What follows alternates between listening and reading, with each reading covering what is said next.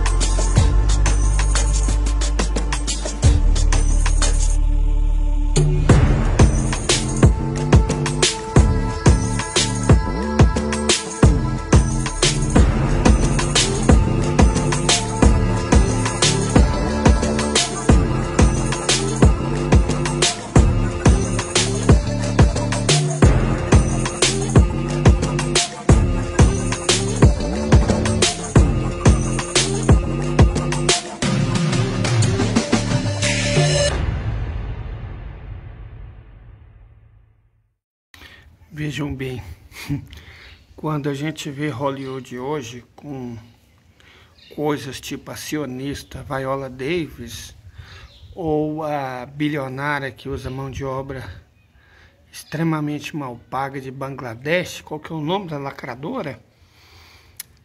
Beyoncé. É difícil a gente acreditar que já houve homens como Marlon Brando, né? Muito difícil.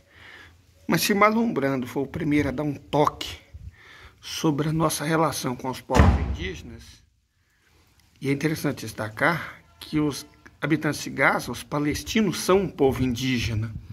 Talvez por isso a Viola Davis não tenha se preocupado tanto, né? A Beyoncé e tantos outros atores, sejam negros ou sejam brancos, não tenham dado um pio. Aliás, aqui no Brasil, pessoas homenageadas costumeiramente pelas universidades que mandam bater em alunos, mandam prender alunos, mandam expulsar alunos, demitem professores que lutam pela causa palestina, muitos homenageados mesmo sendo indígenas da Chopi, também não deram um pio sobre Gaza. Eles não estão preocupados com povos ancestrais, não estão preocupados com populações indígenas. Mas nós estamos. E essa é uma discussão que a gente tem que fazer, porque está totalmente relacionado à energia. Mas vamos primeiro ver esse filme aqui, para acalmar nossos espíritos.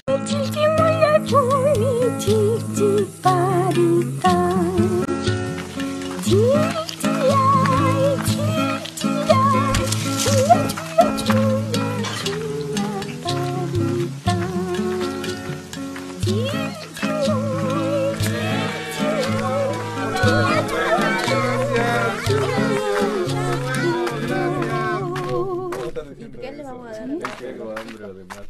Sí, había que preparar una buena comida para la noche. Una chicha para todos.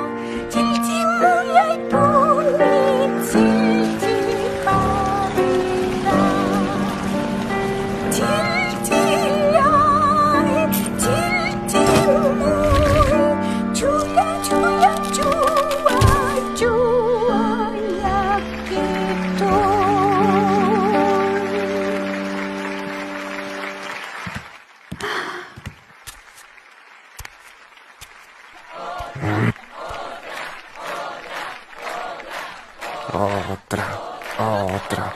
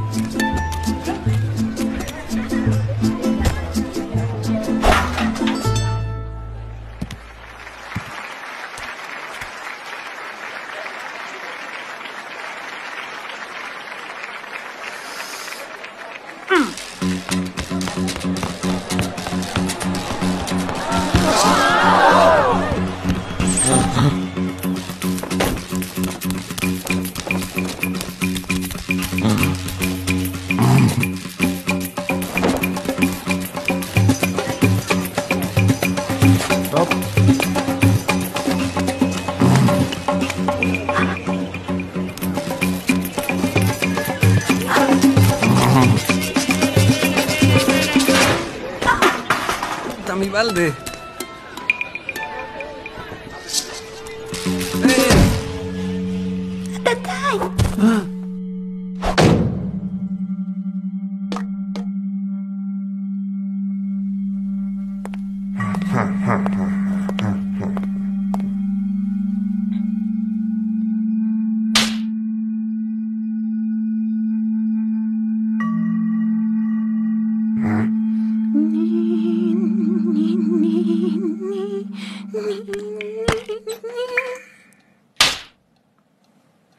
Yaku gitu.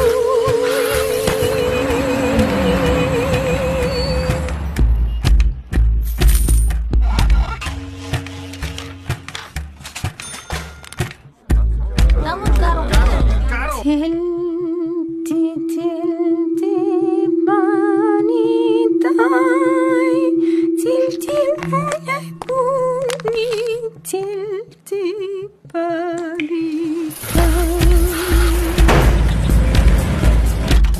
tilti ai, tilti ai. ¿Qué pasa?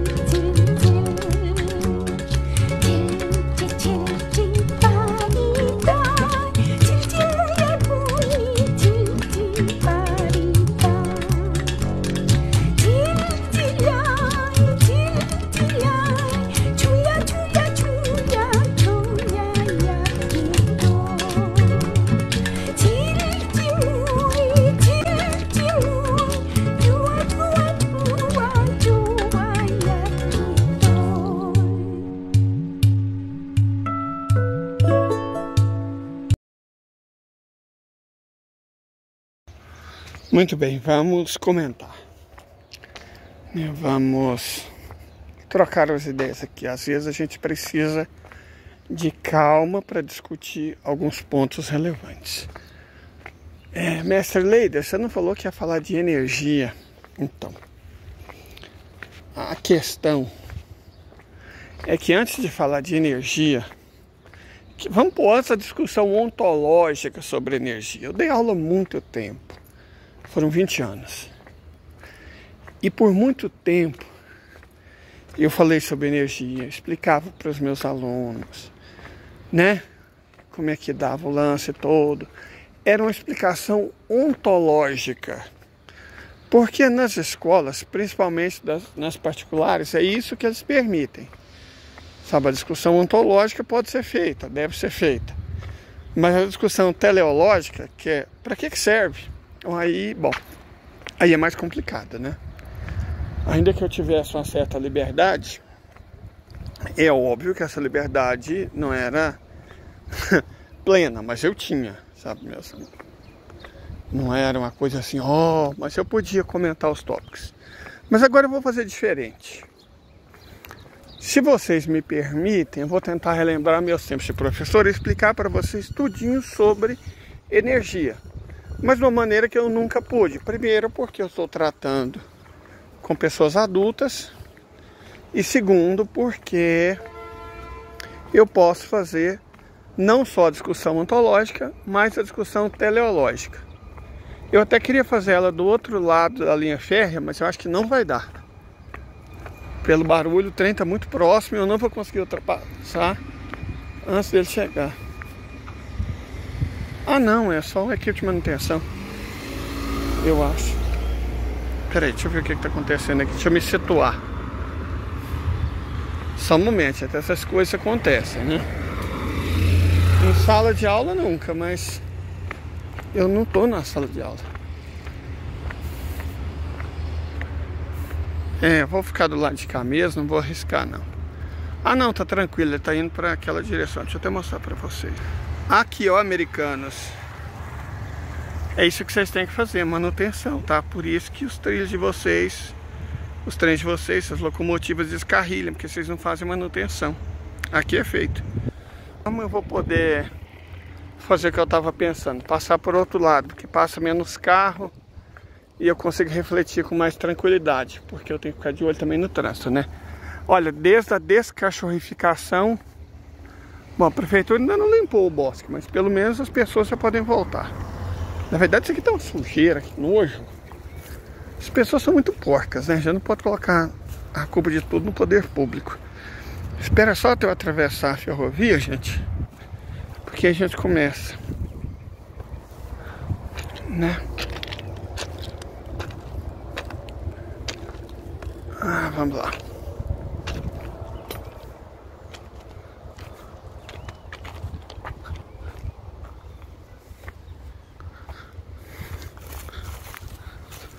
Pronto. vamos começar. Bom, podemos fazer e devemos, quando a gente fala de energia, fazer uma discussão histórica, uma discussão ontológica e uma discussão teleológica. Vamos começar pela histórica. Originalmente, o ser humano só podia contar com o próprio trabalho, com o próprio corpo como fonte de energia. E isso espécies humanas muito antigas, desde as primeiras do gênero. Há cerca de 1,5 milhão de anos, o ser humano aprende a usar o fogo. O fogo realiza trabalho.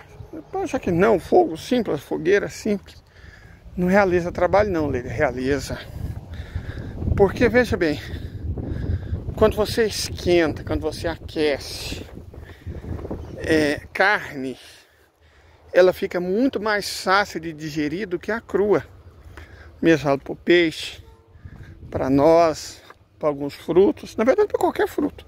Pode ficar mais saboroso, mas mais facilmente digerível fica. Então você reduz o trabalho do próprio corpo, né? Enfim.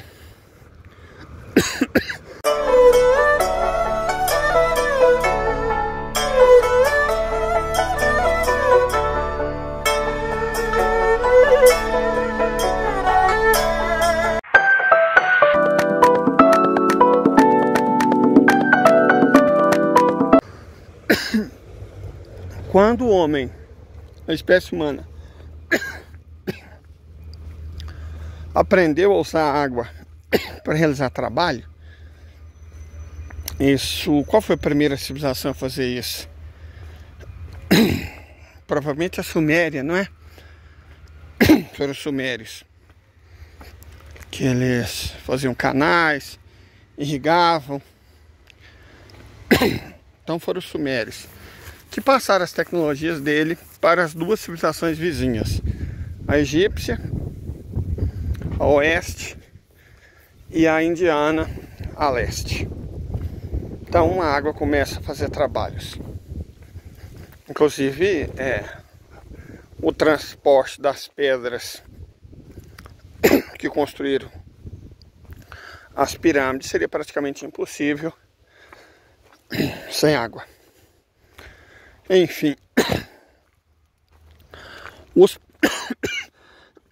primeiros a usar água como força motriz de equipamentos foram os chineses, uns 2.000 anos atrás, na transição da China, do imperador Qin para a dinastia Han.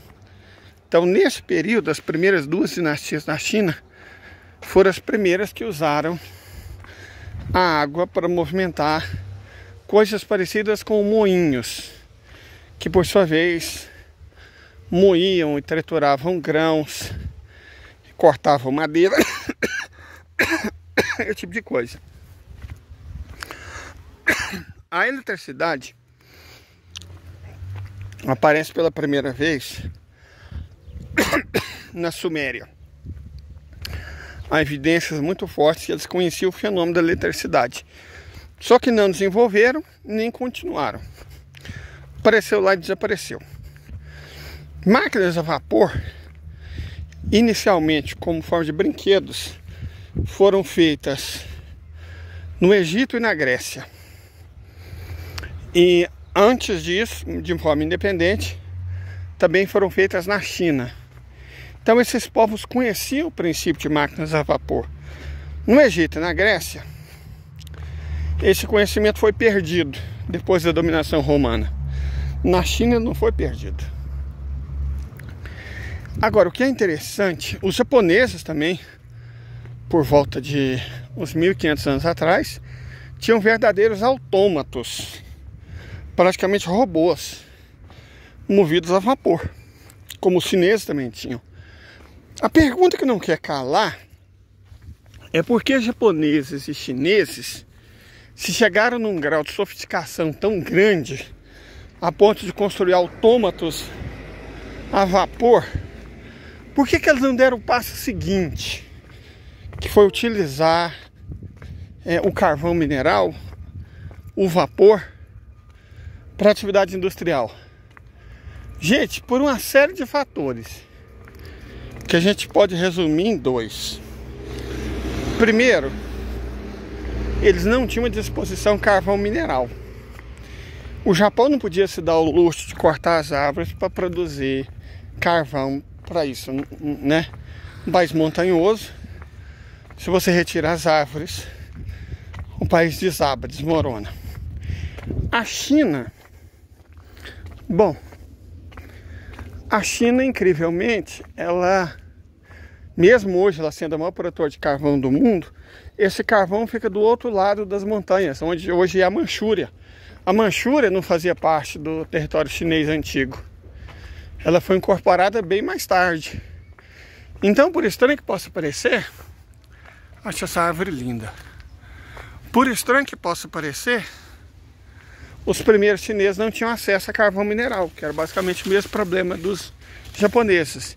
Então, embora eles tivessem o conhecimento, eles não tinham combustível. E aí que entra o desenvolvimento subsequente que a coisa teve na Eurásia Ocidental. Quando os iranianos passaram a usar não só a água, mas também o vento para mover moinhos, o moinho de vento foi invenção iraniana. A gente vê associado à Holanda, mas a invenção era iraniana.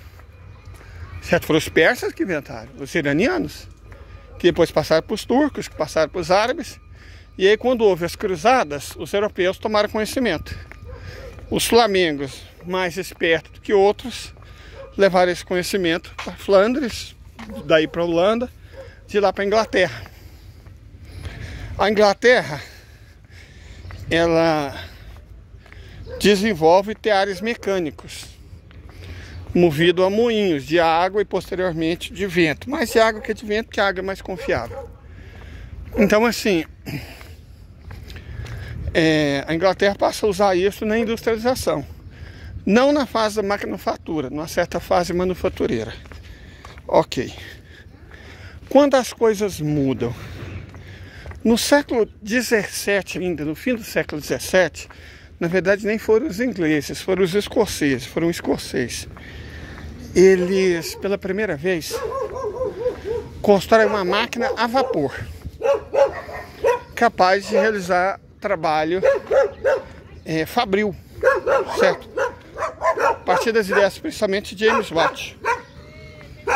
Então eles fazem uma máquina capaz de realizar trabalho com energia tirada do carvão mineral numa caldeira a vapor, suja a máquina a vapor. Então a primeira fonte de energia, como a gente viu, foi a água. A segunda foi o vento. Mas a coisa, isso são fontes de energia renováveis. Por que são renováveis? São renováveis e inesgotáveis. Porque a água está aí, a gravidade faz ela se mover. Quando não, a gravidade é inércia. O vento está aí. A diferença de temperatura e pressão fazem o ar se mover. Então é um fato da vida. Perfeito? Agora, o carvão não. O carvão, ele tem uma desvantagem, que é o fato dele não estar necessariamente disponível. Você tem que ir atrás dele, extraí-lo e transportá-lo. Mas tem uma vantagem muito grande, que é você poder levá-lo para usar em qualquer lugar. Certo? Para quem nunca viu a manutenção de uma ferrovia, gente, é assim. Na verdade, a ferrovia, ela foi muito importante para o desenvolvimento da indústria, principalmente o uso do carvão mineral. Primeira coisa parecida com ferrovia, exatamente pegava carvão mineral e levava por trilhos do ponto A ao ponto B. À mão, você já deve ter visto em filmes de Hollywood, as pessoas movimentando ferrovias com uma maquinazinha que sobe e abaixa, e aí faz um carrinho movimentar, certo? Faz um carrinho movimentar. Então, máquinas parecidas com essas eram utilizadas para tirar o carvão das minas e levar até algum ponto próximo a um canal de água, onde esse carvão era jogado numa barcaça, e a barcaça, normalmente puxada por um conjunto de mulas ou cavalos, 2, 4, 6, 8, dependendo do tamanho da barcaça e da carga, conduzir o carvão até o local onde ele era utilizado.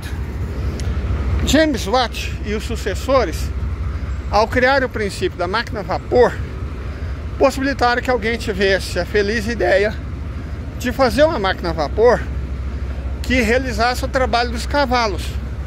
Então o trem transportava o carvão mineral, só que aí o problema passou a ser outro, ironicamente a água, né? Porque um motor a vapor não exige só carvão mineral, ele exige a água. Vocês devem ter assistido filmes de Hollywood antigos, inclusive uma referência interessante daquele clipe que a gente colocou do Marlon Brando lá atrás, que nas cidades do Velho Oeste, os grãos de girassol foram colhidos. Eu não sei se colhido ou comido por periquito, mas você já deve ter visto filme ou mesmo desenho animado que tinha uma grande caixa d'água do lado de ferrovia. Às vezes eles construíam vilas só para ter essas caixas d'água, porque essa caixa d'água abastecia de água a locomotiva. Na verdade, gente, tem um povoado aqui no município de Goiânia chamado Viríssimo, que ele foi construído basicamente para isso, para fornecer lenha e água para as Maria Fumaças. Essa ferrovia aqui, ela tem bem mais de 100 anos, ela é muito antiga. As primeiras locomotivas que correram esses trilhos, não esses, os ancestrais deles, esses que estão aqui jogados, tá vendo? Esses aqui, as primeiras locomotivas que movimentaram vagões por essa ferrovia, bem mais de 100 anos atrás, eram do tipo Maria Fumaça, a carvão. E aí você precisava ter pontos de parada onde essas Maria Fumaças eram abastecidas com lenha, que o Brasil não tem carvão mineral, ou água. Eu moro numa região chamada de Margem da Estrada de Ferro, e virtualmente, com exceção de Catalão, que é muito antiga, 300 anos, 301 anos, e Ipameri, também, que é uma cidade de uma certa idade, todas as outras surgiram em função da ferrovia. Todas as outras, literalmente todas. E não só as cidades, muitos povoados também. É o caso desse povoado chamado Viríssimo. Era um local onde as Maria Fumaças paravam para receber água e lenha, para elas continuar andando. Entenderam? Então, várias cidades surgem ao longo de ferrovias. E a extração de carvão mineral começa a se tornar importante, não só para transportar o próprio carvão mineral, né, quase como um esquema de pirâmide, como porque esse carvão mineral passa a abastecer muitas outras máquinas a vapor. Inicialmente, que movimentavam a indústria têxtil, certa indústria têxtil, produção de tecidos. A principal indústria da primeira revolução industrial era a indústria têxtil, originalmente a partir de lã, e a Inglaterra criava carneiros, fazia séculos. Na verdade, todo o processo dos enclosures, que foi o processo pelo qual a terra foi transformada em propriedade no governo de Henrique VIII, né, quando ele rompe com a Igreja Católica, ele rompe com a Igreja Católica por dois motivos. Primeiro, porque ele queria se divorciar de Catarina de Aragão, sob a acusação que essa não lhe dava um filho homem. E hoje a gente sabe que geneticamente quem decide o sexo da criança é o homem, não a mulher, mas enfim, né? E segundo, porque ao romper com a Igreja Católica, ele podia roubar tudo que era da igreja. A igreja era dona de metade das terras da Inglaterra. Ele roubou tudo para si, fundiu a grande maioria dos sinos, transformou os sinos em canhões e vendeu essas propriedades para nobres e burgueses. Com esse dinheiro construiu uma armada muito poderosa, uma marinha muito forte, transformou a Inglaterra em potência. Mas reparem bem, no feudalismo é igual ao capitalismo, a terra não é uma propriedade. Até existia venda de terras em situações excepcionais, mas o feudo em si não podia ser comprado nem vendido. Ele era inalienável. O feudo não era uma propriedade do nobre. O que é o feudalismo, na definição marxista? É uma relação desigual de proteção e obrigações recíprocas. Como assim? Proteção e obrigações recíprocas. O camponês trabalhava para todos, o padre rezava para todos e o senhor feudal, os nobres, lutavam por todos. Cada um tinha seu papel no feudalismo. Cada um tinha seu papel. O que Henrique VIII fez? Legalmente a igreja era dona de metade dos feudos, ele expulsou a igreja. Agora os feudos eram dele. E ele não estava interessado em ter metade da Inglaterra como vassalo, como camponês. Então o que ele fez? Falou, ó, vou vender essas terras para quem comprar. E aí os que compraram a terra, eles expulsaram os servos lá, porque o feudalismo, além de tudo, era um regime de autossuficiência. Ele não visava a produção de excedentes, certo? Só que os que compraram eram proto-capitalistas, eles queriam a produção de excedentes. Então eles expulsaram os camponeses, né, os servos, expulsaram os camponeses e substituíram por arrendatários. Toda aquela terra foi transformada em criação de carneiro, cuja lã era vendida para Flandres, que transformava em tecido. Então o que acontece? Assim aos poucos, ao longo de um século, não gastou mais que isso. Primeiro milhares, depois dezenas de milhares, depois centenas de milhares, depois milhões de servos foram expulsos das próprias terras, que eles viviam ancestralmente há milênios. Uma vez expulsos, qual foi o passo contínuo? Eles foram para as cidades, se transformaram em miseráveis, né? Aquilo que Marx chama de lumpen, se transformaram em miseráveis. E ao mesmo tempo, os ingleses que compraram as terras descobriram que eram lucrativas. Logo elas começaram essas pessoas a fazer perguntas. O que Flandres fazia com tanto tecido, com tanta lã? Transformava tecido e vendia, ganhando um bom lucro. Aí os nobres ingleses, os burgueses ingleses, começaram a se perguntar: mas a gente não pode fazer isso? Claro que pode. Mas a Inglaterra não tem tanta mão de obra, né? Porque lá quem fazia isso eram basicamente os próprios camponeses, né? Havia uma indústria, uma mentalidade industrial, manufatureira em Flandres e na Holanda, que não existia na Inglaterra. Mas eles tiveram a ideia brilhante. Centenas de milhares, depois milhões de pessoas estão na miséria das cidades, não tá? Criminaliza a pobreza, torna ilegal ser vagabundo, torna ilegal ser pobre, certo? Torna isso ilegal.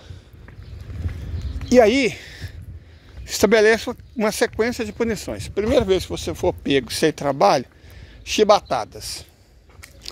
Segunda vez, ir para as galés, né, ajudar a marinha britânica, os comerciantes, ou perder uma orelha. A terceira vez, a forca. Com isso você motiva as pessoas expropriadas a trabalhar por qualquer salário, que era isso, ou literalmente a morte. E esse trabalhar por qualquer salário é qualquer salário mesmo, suficiente para você se manter vivo e produzindo mais camponeses, ok? E aí, bom, as condições de vida são as descritas por Marx ou qualquer outro pesquisador. O próprio parlamento britânico fez relatórios sobre a situação horrível das fábricas inglesas no século XIX, certo? Diante desses relatórios, diante da descoberta de como as pessoas viviam em condições miseráveis, inclusive surge certos modelos de anarquismo, como Fourier, por exemplo, certo? Como Fourier. Não só o socialismo, mas também o anarquismo emerge nessas condições brutais. Tudo isso propiciado pela fonte de energia carvão mineral, que é uma fonte não renovável. E o que o carvão mineral é? Bom, o carvão mineral na prática, são os restos de antigas plantas do período carbonífero, 300 milhões de anos atrás. Era uma época que a Terra tinha muito oxigênio, era mais quente, mais úmida. As plantas morriam, mas os fungos que coevoluíram com as plantas, tem um processo de coevolução interessantíssimo aí, ainda não estavam suficientemente desenvolvidos para conseguir transformar toda aquela matéria orgânica, né? Não conseguiam decompor as árvores. Então, como resultado, bilhões, centenas de bilhões, trilhões de toneladas de árvores não eram decompostas. Só eram cobertas por lama, terra e ficavam lá por milhões de anos. Ao longo dos milhões de anos sofreu um processo de hidrólise. Por quê? Vamos explicar a química básica disso aqui. Eu tô meio asmado, eu vou dar uma paradinha. Mas a gente pode... Ah, gente, olha. Isso aqui... Isso aqui é inhame. Como é que funciona o processo? Vamos pegar a árvore como referência. Isso aqui é uma árvore, certo? O corpo de uma árvore é formado por duas substâncias. A lignina, que não nos interessa. O mamão é uma árvore de lignina. Por isso que o tronco do mamão pode ser usado para fazer comida, doce no caso. E um parente do mamão, chamado jacatiá, você pode fazer transformar ele em bife. Porque ele tem pouquíssima celulose e muita lignina. Olha lá uma moeira, ó, que vai nos ajudar a entender isso. Olha, hoje nós estamos dando sorte, né?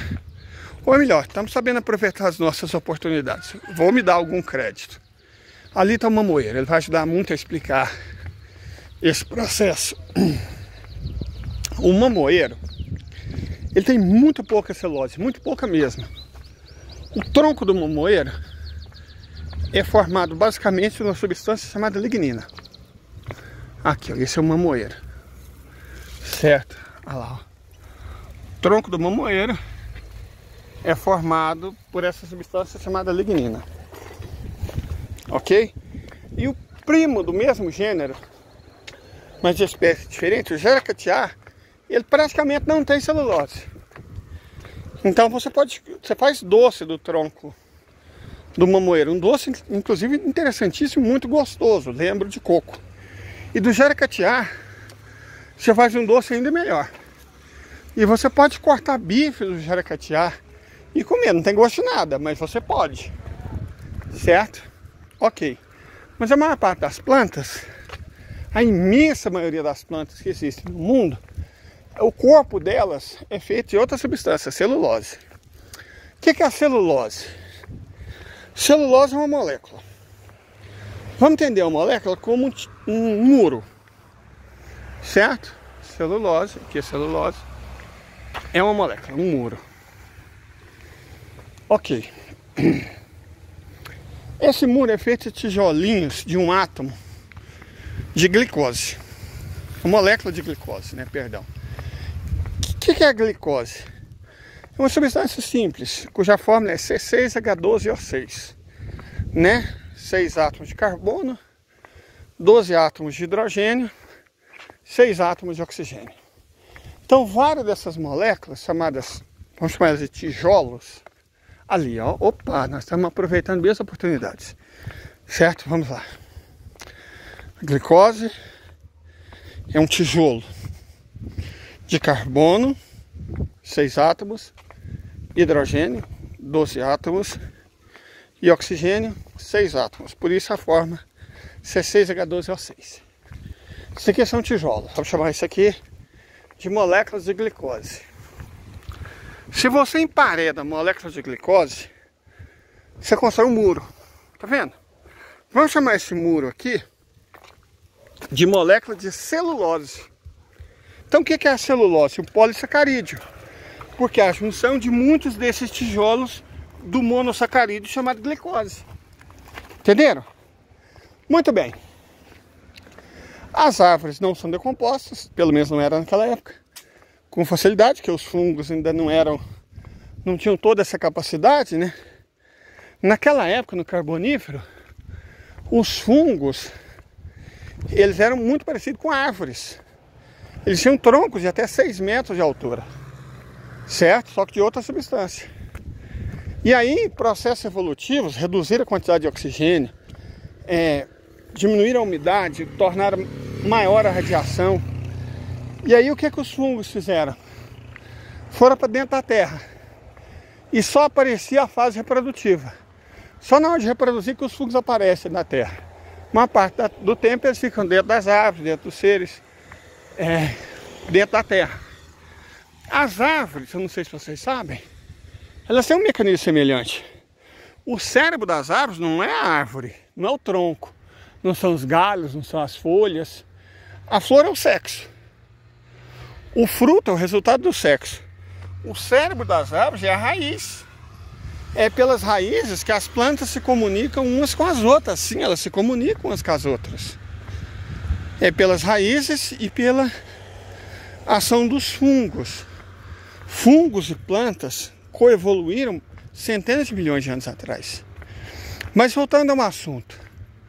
O fato é que a árvore não decomposta se transforma, imagina, nós falamos que a molécula de glicose é um muro. Agora imagina bilhões de muros soterrados. Um processo ocasionado pela alta pressão, porque à medida que vai ficando mais peso em cima das árvores que não foram decompostas, aumenta a pressão. E à medida que elas tecnicamente vão ficando mais fundo da terra, aumenta a temperatura. Então a temperatura que vem de baixo, a pressão que vem de cima, fez com que ao longo de centenas de milhões de anos, essas árvores sofressem um processo chamado hidrólise. Lise, em grego, é morte. Como assim morte da água? Pega uma molécula de C6H12O6. Espera aí. Tem uma música do Legião que é da minha época. A Cabo Giz tem tijolo de construção. Eu não tenho tijolo de construção, mas eu tenho isso aqui, um xisto. Deixa eu tentar mostrar para vocês. Então nós sabemos o que? Que molécula de celulose, vamos ver se dá certo. C6H12O6. A hidrólise mata a água. Vocês lembram quando eu disse isso? Que a hidrólise mata a água? Então, pega esse H12O6. Pega o H12O6 e vocês entendem como ele fatalmente se transforma em 6H2O. Isso é hidrólise. Perdeu a água, vai sobrar o quê? C6, que vira 6C. Qual que é uma das formas do carbono puro? Carvão mineral. Ao queimar carvão mineral, você está desfazendo o tijolo. Quando você queima o carvão mineral, ele se soma com outra molécula, O2, que é a molécula de ar. E aí, C mais O2 vira o quê? CO2. O que é isso? Dióxido de carbono. Então, quando você está queimando combustível fóssil, como carvão mineral, o que você está fazendo é pegar o resto de árvores que estava enterrado há centenas de milhões de anos e mandando para a atmosfera. Uau! Daí vem a mudança climática, o aumento do efeito estufa e tudo mais. Existe uma solução? Sim. A árvore. A árvore se alimenta de quê? Estão vendo ali o sol? Olha lá, ó. A árvore se alimenta de luz. De luz, mais, lembra do CO2? Mais o CO2. Com o auxílio da luz, a água converte o CO2 da atmosfera, mais o H2O, que ela pega pelas raízes, em C6H12O6, que é a glicose. E usa isso para fazer novas moléculas de celulose. Então você pode fazer uma indústria bilionária que polui horrores, que é a dos carros elétricos, que vocês não imaginam que o carro tem uma jazida de carros elétricos, né? Vocês têm que produzir quantidade imensa de metais, de minérios, de toda sorte de coisas, transportar, montar, então gera uma poluição do carvalho isso. A árvore faz isso de graça. A árvore absorve CO2. Entenderam? A árvore absorve CO2 e transforma em C6H12O6, que é glicose, que vira celulose. Então o método chinês, plantar bilhões de árvores, é ótimo para retirar o dióxido de carbono da atmosfera. Se todo mundo plantasse bilhões de árvores, ao invés de fazer como o Brasil e desmatasse bilhões de dólares pelo agronegócio, a gente poderia, reduzir a quantidade de CO2 na atmosfera e frear a mudança climática, mas não vai fazer isso, né? O capitalismo visa o lucro.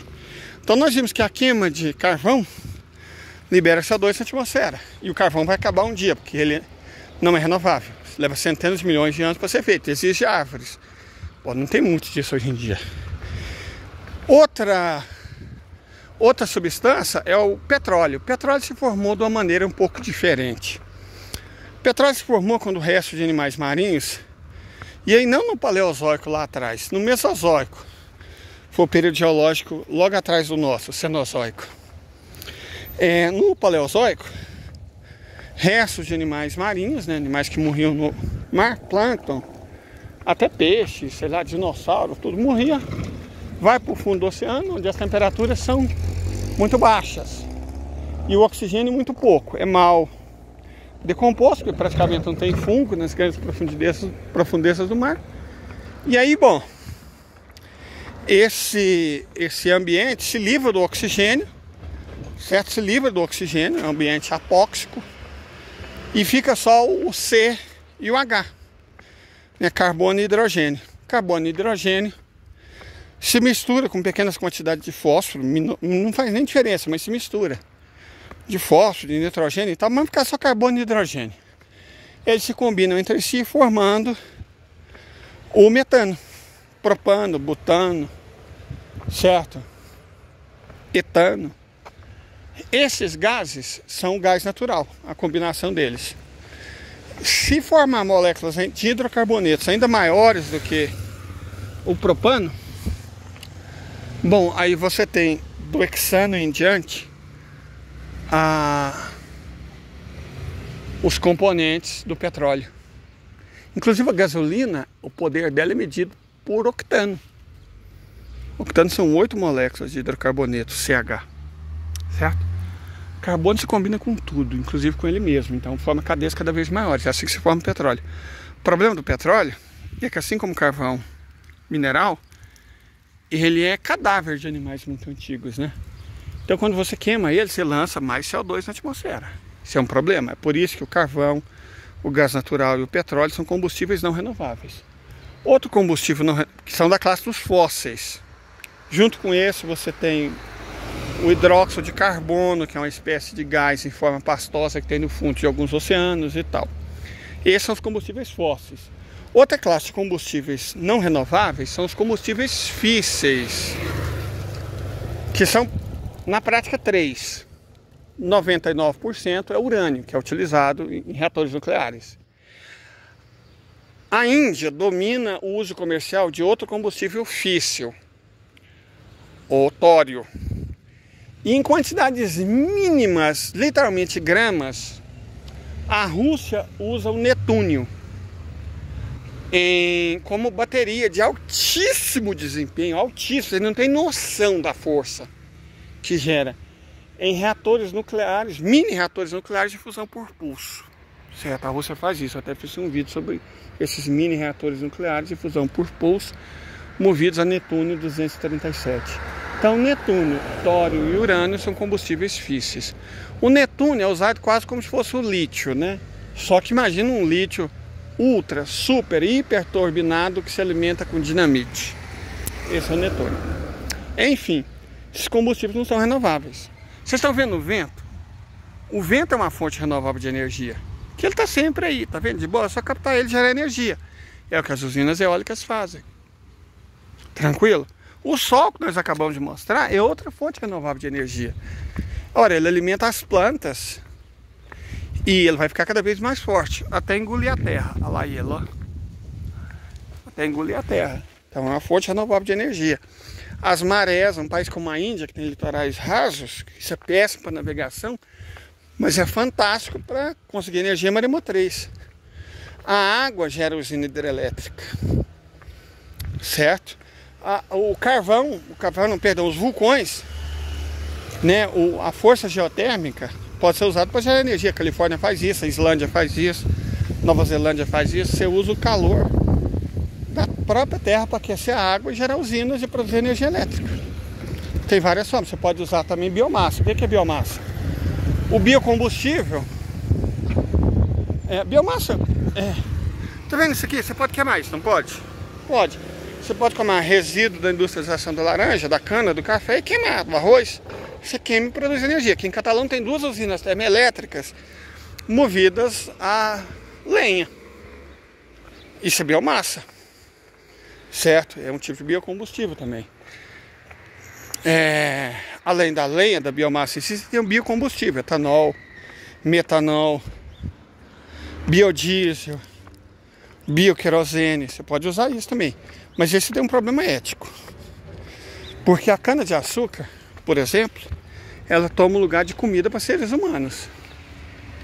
Então, né, não sei até quando é ético. O fato é que você tem várias formas de geração de energia. E poucas respeitam de fato a terra. Poucas. Porque pouquíssimos lucram com essas fontes, mas todos pagam.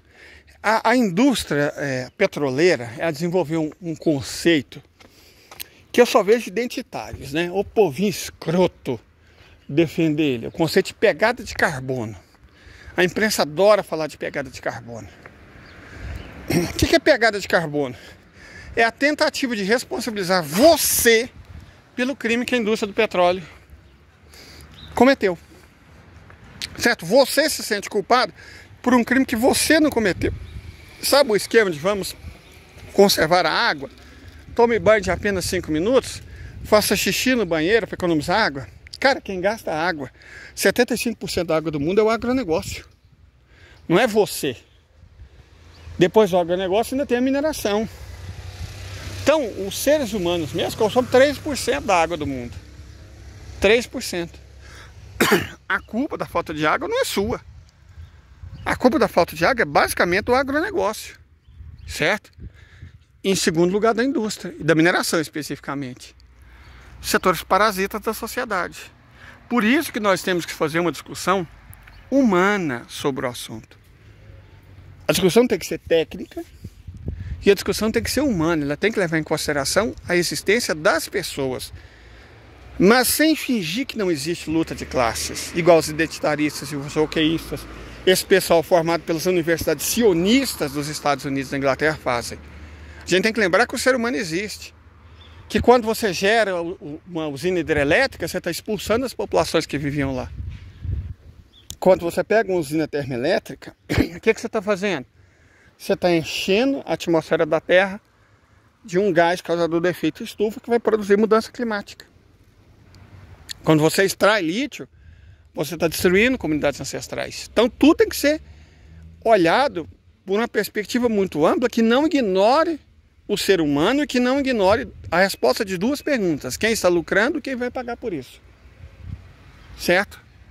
Porque aí, como diria o saudoso Chico Mendes, que Deus tem a alma dele em sua infinita glória e misericórdia, ambientalismo, me desculpe indígena da Chopi, me desculpa o pessoal da Chorantina, do verdismo mongueiro, me desculpa, não, vocês são aquela que os pariu, seus bastardos.